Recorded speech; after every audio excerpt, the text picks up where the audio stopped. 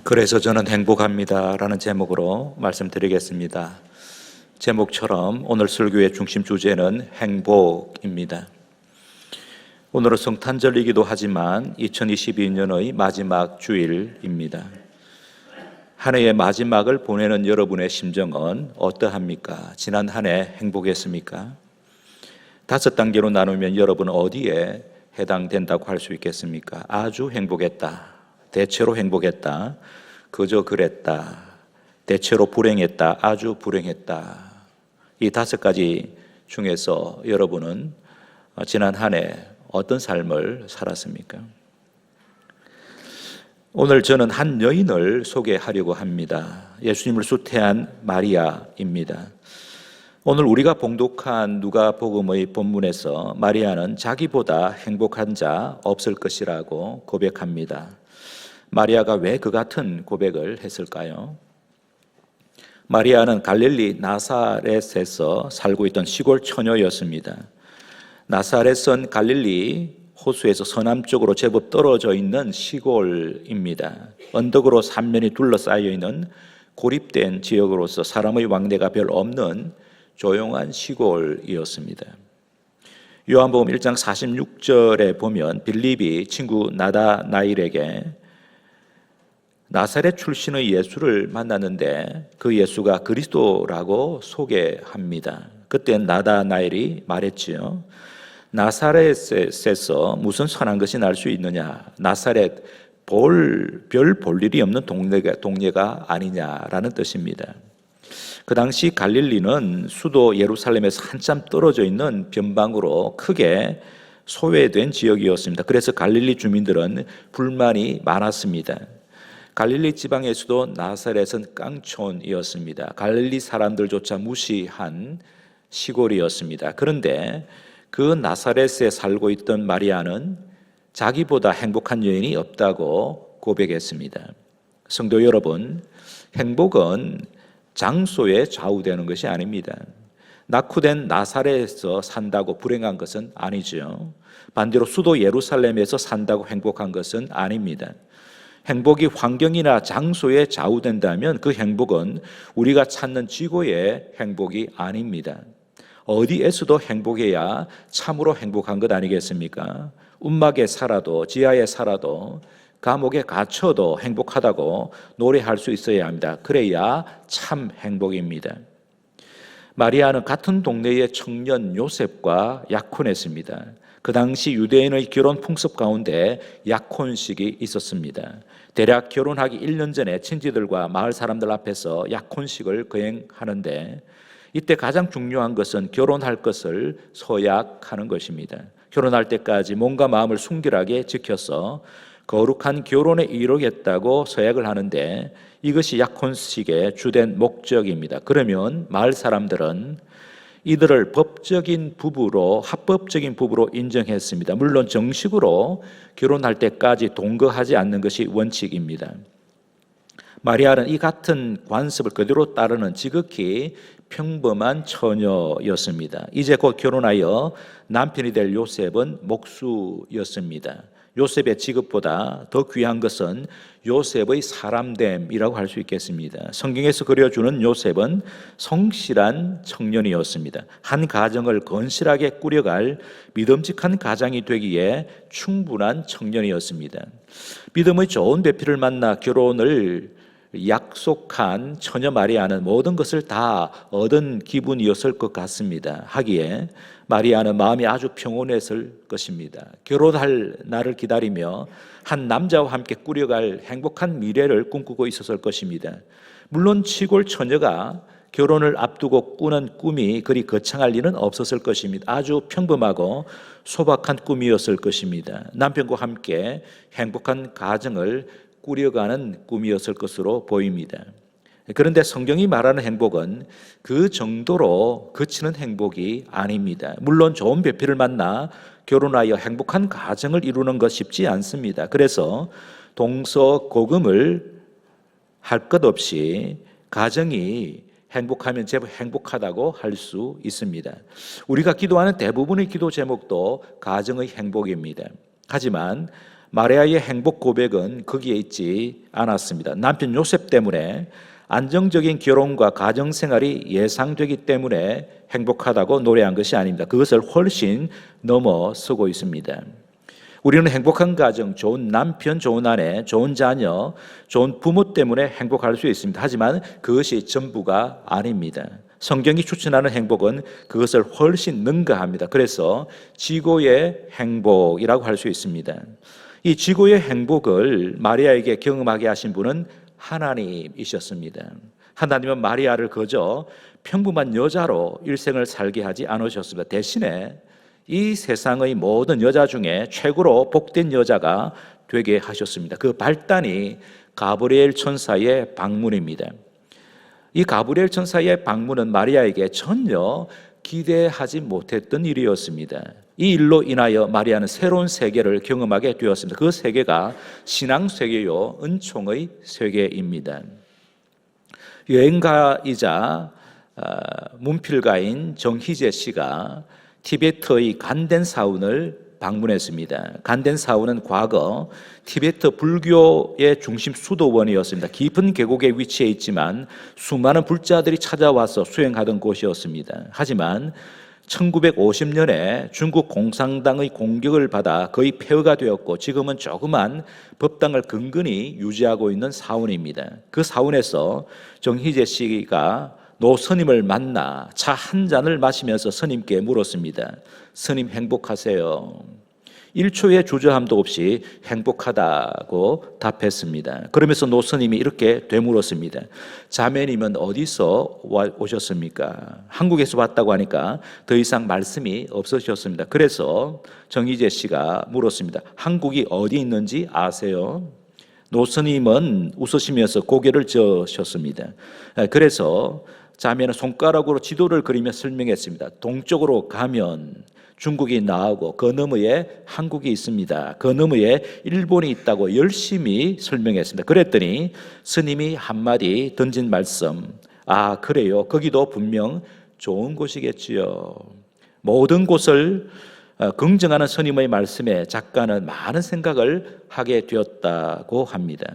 불교가 말하는 행복은 마음 하나에 달려 있습니다. 마음 하나 비우면 행복하게 된다는 것이 불교의 행복론입니다. 그래서 티베트의 노 스님은 간덴사원 그 이상의 세상에 대해 알려고 하지 않았습니다. 이유는 행복이 자기 마음 하나를 다스리는 데 있다고 확신했기 때문입니다. 그렇습니다. 그 정도만 해도 상당한 차원의 행복을 얻습니다. 하지만 기독교의 행복은 마음의 평안에서 끝나지 않습니다. 개인의 행복에서 끝나지 않습니다. 한 가정의 행복에서 멈추지 않습니다. 기독교의 행복은 경계선을 넘어가는 행복입니다. 경계선 안에 안주함으로써 얻는 행복이 아닙니다. 행복이 없는 세상으로 들어가 행복을 확산하는 것이 기독교의 행복론입니다.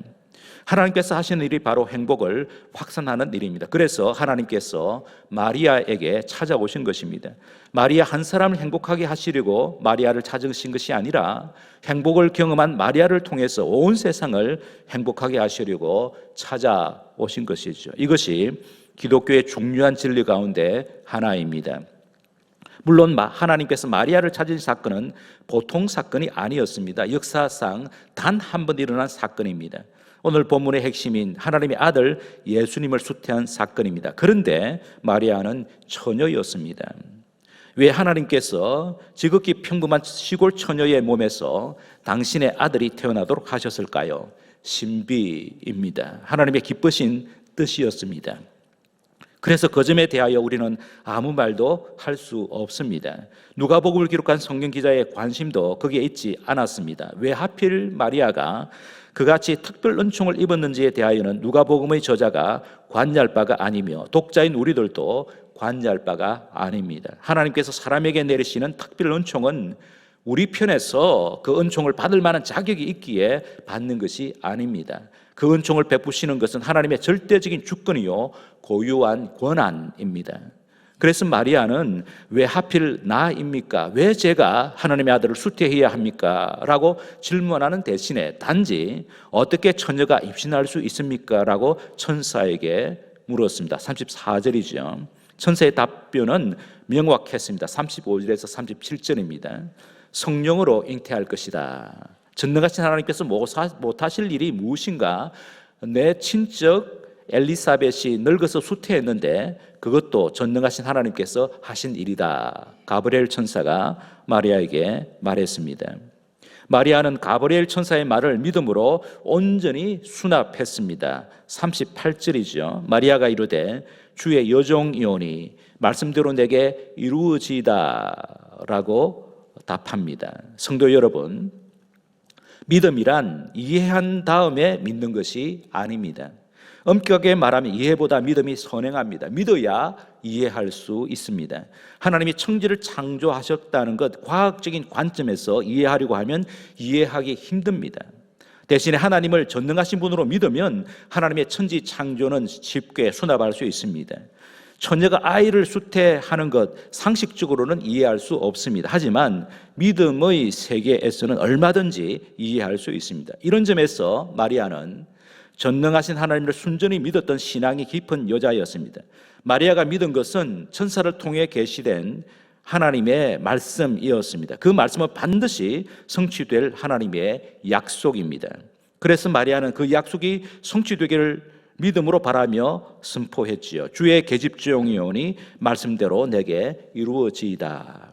이 마리아의 태도는 모든 성도들이 본받아야 합니다. 하나님의 말씀, 특히 약속의 말씀을 믿어야 합니다. 성도 여러분, 행복이 어디에서 생깁니까? 이렇게 비유할 수 있겠습니다. 행복은 믿음의 터 위에 건축되는 집과 같아. 행복은 믿음의 터 위에서 건축되는 집과 같다. 높은 집, 큰 집을 지으려면 기초가 튼튼해야 하듯이 행복도 마찬가지입니다. 믿음의 기초가 튼튼해야 행복의 집을 지을 수 있습니다. 여러분이 지금 행복하지 않다면 문제가 딴 데 있는 것이 아닙니다. 믿음에 문제가 생겼습니다. 그러므로 여러분의 믿음을 점검해야 합니다. 불안과 두려움과 불평이 어디에서 생겨날까요? 하나님을 제대로 믿지 않기 때문이 아니겠습니까? 특히 하나님의 약속의 말씀을 신뢰하지 않기 때문입니다. 그러니 하나님의 말씀이 자기 삶에 아무런 영향도 주지 않습니다. 말씀을 읽고 듣기는 하지만 그것이 믿음으로 쌓이지 않습니다. 대신에 여전히 자기 생각대로 판단하고 자기 생각대로 말하고 자기 생각대로 삽니다. 이것이 불신앙입니다. 이 같은 불신앙과 믿음의 부족에서 염려와 두려움과 불평이 생깁니다. 이런 사람은 조금만 바람이 불어도 바다 물결처럼 흔들립니다. 환경에 따라 이리저리 요동칩니다. 하지만 믿음이 깊은 사람은 어떤 환경에서도 흔들리지 않습니다. 약속의 말씀을 붙잡고 나아갑니다. 미래를 향한 밝은 희망과 내적 평안을 누립니다. 마리아가 그런 사람이었습니다. 아기를 수태한 마리아는 유대의 산골에서 살고 있는 엘리사벳의 집을 방문했습니다. 마리아가 당장 취할 수 있는 길은 그 길밖에 없었던 것 같습니다. 그 당시 약혼녀가 임신한 것이 발각되면 돌에 맞아 죽든지 최소한 파혼의 사유가 되었습니다. 그러므로 마리아가 요셉에게 자신의 임신 사실을 섣불리 알릴 수는 없었을 것입니다. 하지만 전능하신 하나님께서 시작하신 일이기에 하나님께서 모든 것을 다 알아서 하실 것이라는 믿음이 생겼을 것입니다. 가브리엘 천사가 엘리사벳이 수태하여 이미 6달이 되었다는 것을 알려준 이유가 무엇인지 생각하면서 잠시 엘리사벳의 집에 가 있는 것이 안전하겠다고 생각한 것 같습니다.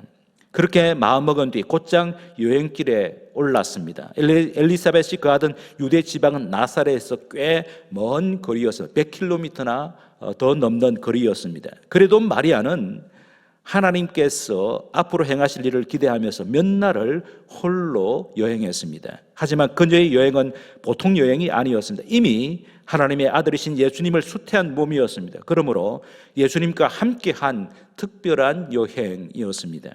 아마도 여행 중에 마리아는 많은 생각을 했을 것입니다.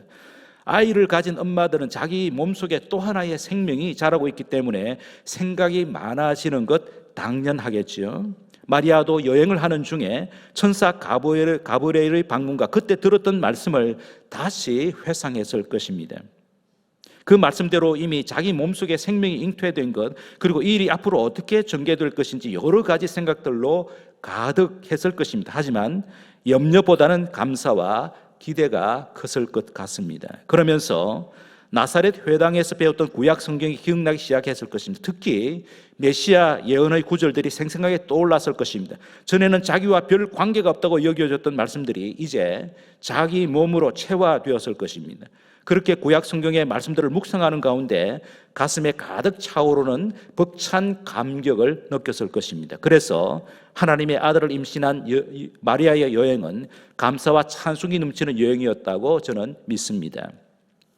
마리아가 엘리사벳의 집에 도착했는데 도착하자마자 엘리사벳이 마리아를 축복합니다. 너처럼 복받은 자는 이 세상에 없다고 축복하죠. 41절에서 45절입니다. 제가 읽어드리겠습니다. 41절. 엘리사벳이 마리아가 무난함을 들으매 아이가 복중에서 뛰노는지라. 엘리사벳의 아이가 지금 태중에서 6개월이 되었습니다. 세례 요한이죠. 뛰노는지라. 엘리사벳이 성령의 충만함을 받아 큰 소리로 불러 이르되 여자 중에 내가 복이 있으며 내 태중의 아이도 복이 있도다. 이 태중의 아이 지금 임신한 예수님이죠. 43절에 내 주의 어머니. 그러니까 마리아의 태중에 있는 아이가 주님이다라고 엘리사벳이 말하고 있습니다. 내 주의 어머니가 내게 나오니 이 어찌 된 일인가? 보라, 내 문안하는 소리가 내 귀에 들릴 때에 아이가, 세례 요한이죠, 아이가 내 복중에서 기쁨으로 뛰놀았도다. 주께서 하신 말씀이 반드시 이루어지리라고 믿은 그 여자, 마리아죠, 그 여자에게 복이 있도다. 엘리사벳의 축복에 마리아는 더 이상 참을 수 없었습니다. 여행 중에 가슴에 가득 차올랐던 찬송이 이제 번물처럼 터져 나왔습니다. 성령으로 예수님을 잉태한 마리아는 성령으로 충만하여 찬송했습니다. 그것이 46절에서 55절까지입니다. 마리아의 찬송 구구절절이 구약 성경의 바탕을 둔 거룩한 찬송이었습니다. 그 찬송의 핵심은 구약 성경에서 약속된 메시아 예언이 이제 성취되었다는 것입니다. 마리아의 찬송은 네 연으로 구성되어 있습니다. 첫째 연은 46절에서 48절입니다. 보시기 바랍니다. 46절에서 48절. 마리아가 이르되 내 영혼이 주를 찬양하며 내 마음이 하나님 내 구주를 기뻐하였음은 그의 여종의 비천함을 돌보셨습니다. 보라, 이제 후로는 만세에 나를 복이 있다 일컬으리로다. 마리아는 자신이 하나님께 소리 높여 찬송할 수밖에 없는 이유를 밝히고 있습니다. 그것은 비천한 자기에게 최고의 복을 주셨기 때문이라고. 그 지구의 복은 바로 하나님의 아들을 수태한 복이라고 노래하고 있습니다. 둘째 연은 49절 50절입니다. 49절 50절. 능하신 이가 큰 일을 내게 행하셨으니 그 이름이 거룩하시며 긍휼하심이 두려워하는 자에게 대대로 이르는도다. 그 지고의 복이 자기에게만 해당되는 것이 아니라 두려워하는 자에게 영원히 미치는 복임을 확신하며 노래하고 있습니다. 여기 두려워하는 자란 하나님을 경외하는 자라는 뜻입니다. 마리아처럼 하나님을 경외하는 자에게 하나님 지고의 복을 언제나 동일하게 내려주시는 분이십니다. 마리아가 바로 그 정인이죠. 내가 그 복을 받았으므로 여러분들도 얼마든지 받을 수 있습니다. 그러므로 나처럼 하나님을 경외하십시오라는 뜻이 담겨 있습니다. 셋째 연은 51절에서 53절입니다. 하나님을 경외하지 않는 자가 받을 심판과 하나님을 경외하는 자가 받을 복을 선명하게 되조함으로써 하나님의 거룩하심과 긍휼, 하나님의 공의와 사랑을 찬송하고 있습니다. 51절에서 53절입니다. 그의 팔로 힘을 보이사 마음의 생각이 교만한 자를 흩으시고 권세 있는 자를 그 위에 내리치셨으며 대신에 비천한 자를 높이셨고 줄이는 자를 좋은 것으로 배불리셨으며 부자는 빈손으로 보내셨도다 라고 노래합니다. 마지막 연, 넷째 연은 54절 55절입니다. 54절과 55절을 우리 함께 읽도록 하겠습니다. 같이 읽겠습니다. 그 종 이스라엘을 도우사 긍휼에 이기시고 기억하시되 우리 조상에게 말씀하신 것과 같이 아브라함과 그 자손에게 영원히 하시리로다 하니라. 하나님께서 지고의 복을 주시는 근거는 하나님께서 그렇게 하시겠다고 오래전부터 약속하셨기 때문임을 마리아는 밝힙니다. 특히 아브라함이 주시던 약속을 강조하죠. 하나님께서 아브라함에게 무슨 약속을 주셨습니까? 아브라함의 후손으로 오실 메시아를 통해 모든 민족이 복을 받을 것이라는 약속입니다. 바로 그 메시아가 자기 몸에 수태되었다고 하는 거죠. 그러므로 마리아의 예수님 수태 사건은 마리아 자신에게만 복된 사건이 아니라 온 세상에 미칠 큰 기쁨의 좋은 소식입니다. 그래서 마리아는 노래했습니다. 예수님께서 탄생하셨을 때에 천사가 베들레헴 목자들에게 들려주었던 큰 기쁨의 좋은 소식도 마리아의 찬송과 동일합니다. 예수님께서 탄생하셔서 우리와 함께 하신다는 것이 온 세상에 미칠 최고의 기쁜 소식, 또 큰 기쁨의 좋은 소식입니다. 그래서 오늘도 우리가 전해야 할 최고의 기쁜 소식은 구주이신 예수님께서 우리에게 오셔서 우리와 함께 하신다는 소식입니다. 오늘 우리는 한 여인 마리아를 생각했습니다. 마리아는 자신이 정말 행복하다고 노래했습니다. 그런데 마리아를 그처럼 행복하게 한 것이 무엇이었습니까? 바로 예수님입니다. 마리아는 예수님 한 분 때문에 행복하다고 노래했습니다. 그 행복이 자기에게만 머물 행복이 아니라 세상 모든 사람에게 미치는 행복이라고 노래했습니다. 오늘 설교의 핵심이 바로 그것이죠. 예수님 모시고 살면 행복합니다라는 것입니다. 성도 여러분, 행복이 장소나 환경에서 오는 것은 아닙니다. 행복이 좋은 배필이나 안정된 가정이나 직업에서 오는 것도 아닙니다. 행복이 얼마나 많이 가졌느냐, 얼마나 높은 자리에 앉았느냐에 달린 것도 아닙니다. 자기 마음 하나 비우면 행복해지는 것도 아닙니다. 며칠 전 교수신문에 교수들이 정한 올해의 사자성어들을 올렸습니다. 1위부터 4위까지는 이렇습니다. 과이불개, 육개미창, 누란지위, 문과수비입니다. 과이불개는 잘못하고도 고치지 않는 것이 잘못이다. 육개미창은 덮으려고 하면 더욱 드러난다. 누란지위, 알을 쌓아놓은 듯이 위태롭다. 문과수비, 과오를 그럴듯하게 꾸며대고는 잘못된 행위에 순응한다. 4개의 사자성어를 묶어보면 잘못을 고치기보다는 잘못을 덮어버리는 것이 한국 사회를 혼란하게 하는 주범이라는 것입니다. 성경은 하나님보다 다른 무엇에 마음이 빼앗기는 것이 가장 큰 잘못이라고 끊임없이 지적합니다. 그것이 우상숭배요 근원적인 죄입니다. 왜 그것이 가장 큰 죄일까요? 하나님의 마음 중심에는 하나님의 언약 백성인 우리가 있습니다. 우리를 보배로 삼으셨습니다. 우리를 사랑하시되 끝까지 사랑하십니다. 그 사랑의 결정적인 증거가 예수님이십니다. 성부 하나님께서 죄와 죽음에 사로잡혀 있는 우리를 구원하시려고 독생자 예수님을 우리에게 보내셔서 십자가에서 죽게 하셨습니다. 부활하시고 성천하신 예수님께서 성령님을 하나님 아버지께 받아 우리에게 보내주셨습니다. 보내심을 받은 성령님께서 예수님을 구주와 주님으로 믿는 우리 안에 내주하십니다. 이처럼 삼위 하나님께서 우리를 사랑하시되 끝까지 사랑하십니다. 우리를 향하신 삼위 하나님의 사랑은 지고의 사랑이요 영원한 사랑입니다. 그러므로 그 사랑을 받고 사는 우리는 정말 행복한 사람들입니다. 그런데 우리는 자주 하나님이 아닌 다른 무엇에 마음이 빼앗길 때가 많습니다. 그 결과는 염려와 불안과 두려움입니다. 성도 여러분, 쉬 흔들리고 쉬 바뀌는 것에 행복의 기준을 두어서는 안 됩니다. 환경에, 돈에, 쾌락에, 자리와 명예에, 육신의 건강에, 주변의 사람들에게 행복의 기준을 두어서는 안 됩니다. 우리가 경험한 대로 그러한 것들은 쉽게 흔들리고 쉽게 변합니다. 그것들을 붙잡고 있다가 그것들이 흔들리면 우리의 행복도 흔들려 버립니다. 그것이 무너지면 우리의 행복도 조각나고 맙니다. 그러므로 무너질 것에 행복의 기준을 두지 말아야 합니다. 대신 무너지지 않을 것, 흔들리지 않을 것의 행복의 기준을 고정시켜야 하죠. 영원히 흔들리지 않을 행복의 기준은 예수님입니다. 그래서 마리아는 예수님 때문에 나는 이 세상에서 최고로 행복한 사람입니다라고 노래했습니다. 성도 여러분, 지구의 행복은 예수 그리스도를 통해 내립니다. 예수님과 함께 여행할 때 그 인생길이 행복합니다. 예수님이 사랑 안에 거할 때 언제 어디서라도 천국입니다. 예수님이 우리와 함께 계심을 경험할 때 행복이 무엇인지 제대로 경험합니다. 예수님만이 행복의 절대 조건이요 충분 조건입니다. 예수님 때문에 저는 정말 행복합니다. 이것이 성탄절에 우리가 고백해야 할 최고의 고백입니다. 성탄절에 이 같은 고백을 하지 않는다면 성탄절이 저와 여러분에게 무슨 의미가 있겠습니까? 성도 여러분, 우리 함께 이렇게 고백을 해보시기 바랍니다.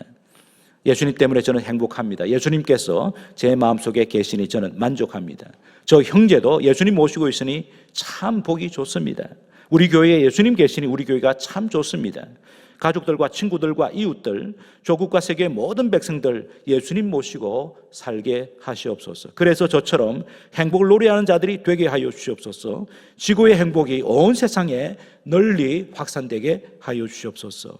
제 혼자만 행복하면 그만이라고 생각하지 말게 하시고 행복을 확산하는 일에 제가 앞장서겠습니다. 예수님을 노래하는 일에, 예수님을 소개하는 일에 헌신하겠습니다. 이런 고백과 결단이 있는 성탄절이 되기를 주님의 이름으로 축복합니다. 말씀을 생각하면서 마리아처럼 예수님 때문에 행복한 인생이 되게 하신 것 감사드리시고, 예수님보다 더 사랑했던 것을 내어놓고 참여하는 기도를 함께 드리고, 예수님 한 분만으로 만족하게 하시고 예수님을 말과 삶으로 전하며 살겠습니다라고 다짐하는 기도를 하나님께 올리겠습니다.